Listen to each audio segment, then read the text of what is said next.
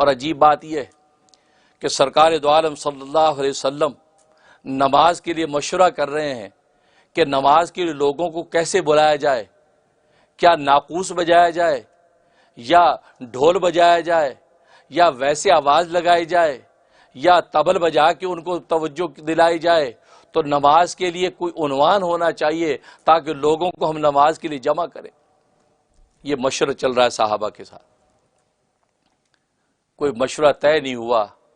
کسی نے کہا جی ناقوس بجانا چاہیے، تو اعتراض ہوا کہ ناقوس تو عیسائی بجاتے ہیں۔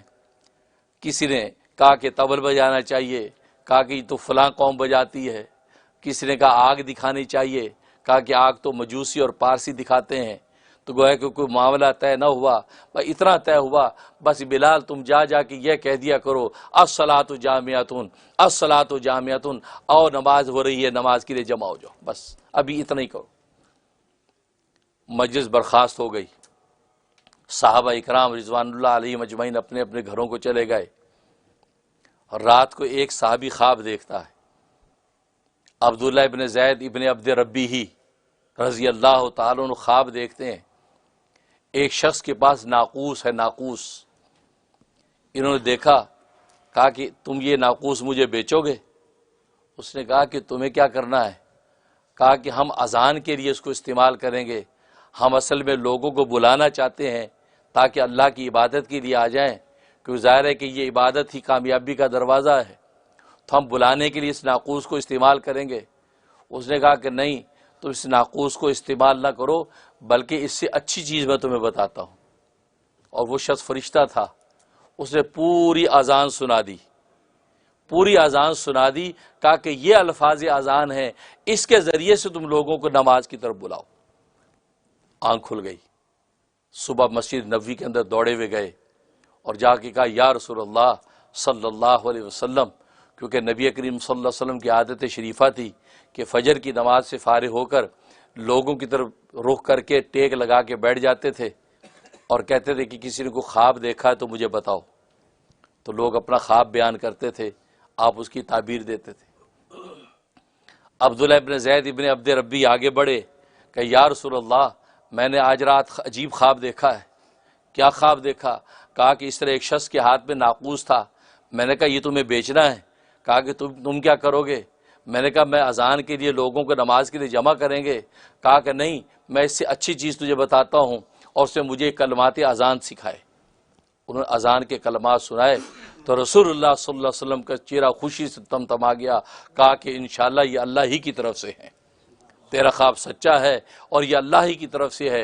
گویا کہ نبی کو جو ایک انتظار تھا کہ اللہ کی طرف سے وحی کے ذریعے سے کوئی پیغام حق آ جائے کہ جس کے ذریعے سے ہم نماز کے لیے بلائیں، تو گویا کہ نبی کو انتظار تھا، وہ جو وحی کا جو نور اور پرتو تھا وہ صحابی کے قلب پر پڑ گیا، اس صحابی کے ذریعے سے اللہ تبارک و تعالی نے اذان عطا کر دی۔ اللہ اکبر، اللہ اکبر۔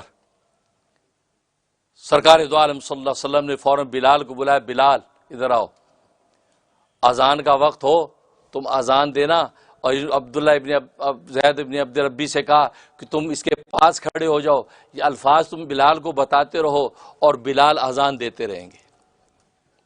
چنانچہ اذان دی، جیسی اذان شروع کی تو حضرت عمر فاروق رضی اللہ تعالیٰ عنہ انہوں نے گھر کے اندر یہ آواز سنی جیسے اذان کی، تو عجیب بات یہ کہ حضرت عمر بھی یہ خواب دیکھ چکے تھے۔ وہ جلدی سے دوڑے اپنی چادر گھسیٹتے ہوئے، کہا یہ تو میں نے بھی خواب دیکھا، جلدی سے دوڑے۔ جب مسجد نبوی میں پہنچے تو وہاں عالم یہ تھا کہ سارے صحابہ عبداللہ ابن زید کو مبارکیں دے رہے تھے۔ کہا ماشاءاللہ بڑی بات ہے بھائی، اللہ نے تیرے قلب کے اوپر یہ اذان اتار دی، اور یہ اذان قیامت تک گونجے گی، منبر و محراب سے صدائیں گونجیں گی، اللہ کی مرادی کائنات میں پکاریں گے، پوری کائنات میں گونج، اور یہ اللہ نے تیرے دل پہ اتاری، تیرا دل تو بڑا خوش نصیب ہے۔ لوگ مبارکیں دے رہے ہیں، نبی پاک صلی اللہ علیہ وسلم خوش ہیں۔ ایک عجیب منظر ہے مسجد نبوی میں، حضرت عمر فاروق رضی اللہ عنہ جب اندر داخل ہوئے، دیکھا کہ لوگ عبداللہ ابن زید کو مبارکیں دے رہے ہیں۔ اللہ وہ میرے دوستو بزرگوں، یہ ہے وہ چیزیں سمجھنے کی، اس کو کہتے ذوق سلیم، اس کو کہتے قلب سلیم۔ تبھی تو قرآن نے کہا قلب سلیم جو ہوگا یہ جنت کا مستحق ہوگا، ذوق سلیم جو ہوگا یہ جنت کا مستحق ہوگا۔ یہ ذوق سلیم یہ ہے اصل چیز۔ دیکھا انہوں نے کہ ایک مسلمان بھائی کی کتنی عزت بن رہی ہے، لوگ اس کے ماتھے چوم رہے ہیں، رسول اللہ خوشی سے اس کو دیکھ رہے ہیں۔ اگر میں نے بھی فوراً یہ کہہ دیا کہ یا رسول اللہ میں نے بھی یہ خواب دیکھا ہے، تو اس کی خصوصیت نہیں رہے گی، اس کا امتیاز نہیں رہے گا۔ جو اس وقت اس کو خصوصیت مل رہی ہے، جو اس کو اعزاز مل رہا ہے، اس اعزاز میں کمی آ جائے گی۔ لوگ یہ سوچیں گے یار کوئی بڑی بات نہیں ہے، یہ خواب تو عمر نے بھی دیکھ لیا ہے، کچھ لوگ میری طرف بھی متوجہ ہو جائیں گے، لہذا آپ نے خواب کو چھپا دیا، خاموش رہے تاکہ میرے بھائی کی عزت اور اعزاز میں اضافہ ہوتا رہے۔ ویڈیو کے نیچے سبسکرائب کے بٹن پہ کلک کریں، بیل کے آئیکن پہ کلک کیجئے تاکہ ہر نئی ویڈیو کی نوٹیفیکیشن آپ کو مل جائے۔